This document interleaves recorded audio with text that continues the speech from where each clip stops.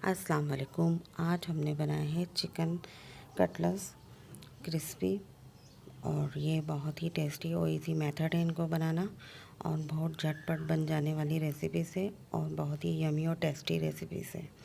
तो इसको बनाने के लिए हमने ली है चिकन 1 कप बॉयल, तो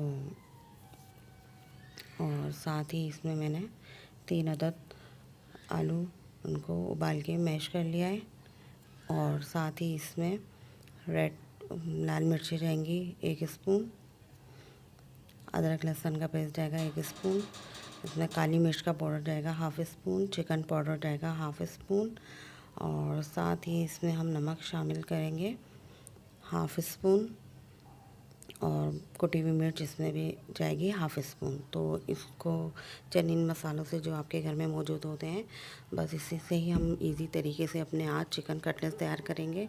तो मैंने आलू में को अदरक लहसुन का पेस्ट, कुटी हुई मिर्चें, लाल मिर्चें, काली मिर्चें, चिकन पाउडर, नमक डाल के अब मैं इसको मैश कर लूँगी अच्छी तरीके से।